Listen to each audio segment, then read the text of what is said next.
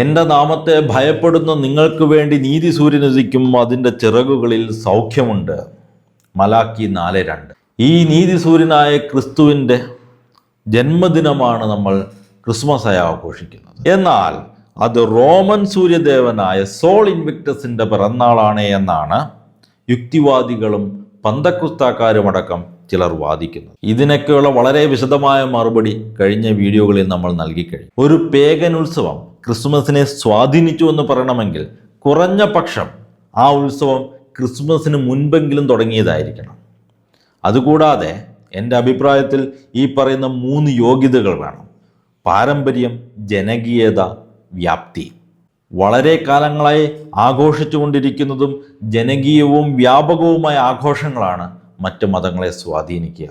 ഉദാഹരണത്തിന്, ഇന്ന് ക്രൈസ്തവർക്കിടയിലുള്ള ആഘോഷങ്ങളിൽ ക്രിസ്മസ് ആണോ അതോ മറിയത്തിൻ്റെ സ്വർഗാരോഹണമാണോ മറ്റ് മതങ്ങളെ സ്വാധീനിക്കാൻ സാധ്യതയുള്ളത്? മറിയത്തിൻ്റെ സ്വർഗാരോഹണം കത്തോലിക്ക സഭയിൽ തീർച്ചയായും വലിയൊരു ആഘോഷം തന്നെയാണ്.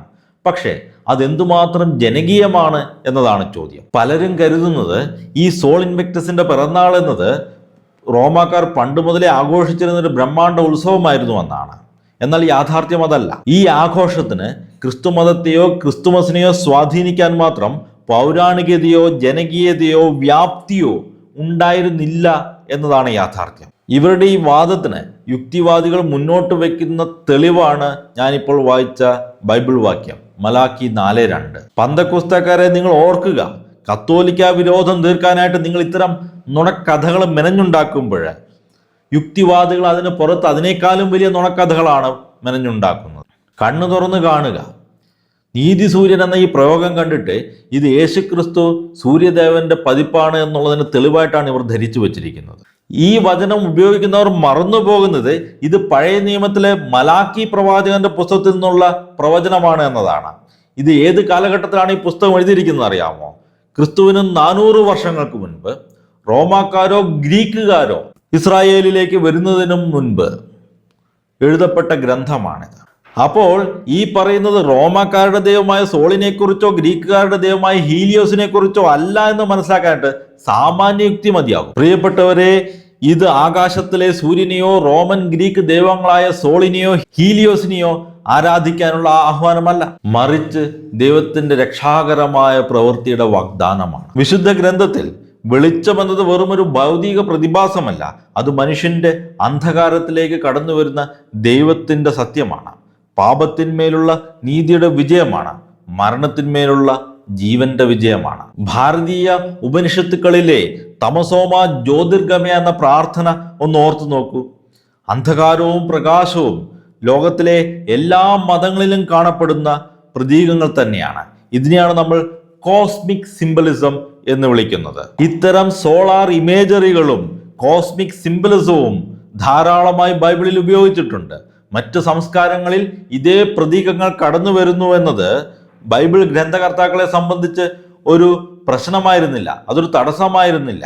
ഇത്തരം കോസ്മിക് സിംബലിസം അത് പേഗൻ റൂട്ട്സിൽ നിന്ന് വരുന്നതല്ല, മറിച്ച് അത് ജൂത പാരമ്പര്യത്തിന്റെ തന്നെ ഭാഗമാണ്. ഇത്തരം കോസ്മിക് സിംബോളിസം മറ്റെല്ലാ സംസ്കാരങ്ങളിലും എന്ന പോലെ ജൂത ക്രൈസ്തവ സംസ്കാരങ്ങളിലും ധാരാളമായി കാണുന്നുണ്ട്. അതിനർത്ഥം നമ്മൾ ഈ പ്രതീകങ്ങളെ ആരാധിക്കുന്നു എന്നല്ല, മറിച്ച് ഈ പ്രതീകങ്ങളെ സൃഷ്ടിക്കുന്നവനെ ആരാധിക്കുന്നു എന്നാണ്. സെയിന്റ് അഗസ്റ്റിൻ പറയുന്നത് ശ്രദ്ധിക്കുക: we do not hold this day holy as the unbelievers do on account of the sun, but on account of him who made the sun. മറ്റു മതങ്ങളിലെ കോസ്മിക് സിംബലിസം കണ്ടിട്ട് അതും ഇതും ഒന്നാണ് എന്ന് ചിന്തിക്കുന്നത് നിങ്ങളുടെ ചരിത്രത്തിലുള്ള അറിവില്ലായ്മയാണ് വെളിപ്പെടുത്തുന്നത്. മലാക്കി പ്രവാചകന്റെ പ്രവചനം യേശുക്രിസ്തുവിലൂടെ പൂർത്തിയായി എന്നാണ് തിരുസഭ എക്കാലവും പഠിപ്പിച്ചിരുന്നത്. ഞാൻ ലോകത്തിന്റെ പ്രകാശമാകുന്നു, എന്നെ അനുഗമിക്കുന്നവൻ ഒരിക്കലും അന്ധകാരത്തിൽ നടക്കുകയില്ല, അവന് ജീവന്റെ വെളിച്ചമുണ്ടായിരിക്കും എന്നാണ് ഈശോ തന്നെയും പറയുന്നത്. ഇതും വേറൊരു സോളാർ ഇമേജറി തന്നെയാണ്, കോസ്മിക് സിംബലിസമാണ്. ഈ ഇരുളും വെളിച്ചവുമൊക്കെ ഏതൊരു സംസ്കാരത്തിലും മതത്തിലും പ്രതീകങ്ങളായി ഉപയോഗിക്കപ്പെടുന്ന കാര്യങ്ങൾ തന്നെയല്ലേ? അവിടുന്ന് വിരൽ ചൂണ്ടിയത് ആകാശത്തിലെ സൂര്യനിലേക്കല്ല, മറിച്ച് തന്നിലേക്ക് തന്നെയാണ്.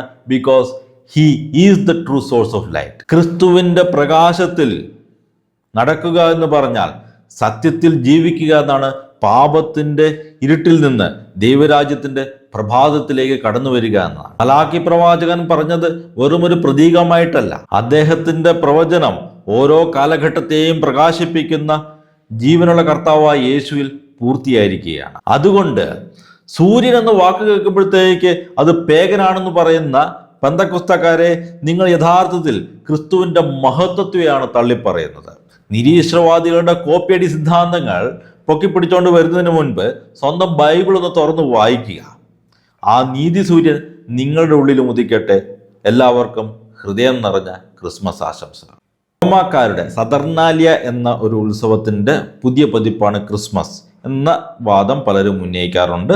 എന്താണ് ഇതിൻ്റെ സത്യാവസ്ഥ? ചരിത്രപരമായ രേഖകൾ നിരത്തി നമുക്ക് അടുത്ത വീഡിയോയിൽ ഇതെല്ലാം പരിശോധിക്കാം. ഇവിടെ നമ്മൾ ക്രൈസ്തവ വിശ്വാസങ്ങൾക്കെതിരെ ഉയരുന്ന ചോദ്യങ്ങൾക്ക് യുക്തിസഹമായ മറുപടി നൽകുന്നതിനോടൊപ്പം നുണക്കഥകളെ പൊളിച്ചെടുക്കുകയും ചെയ്യുന്നതാണ്.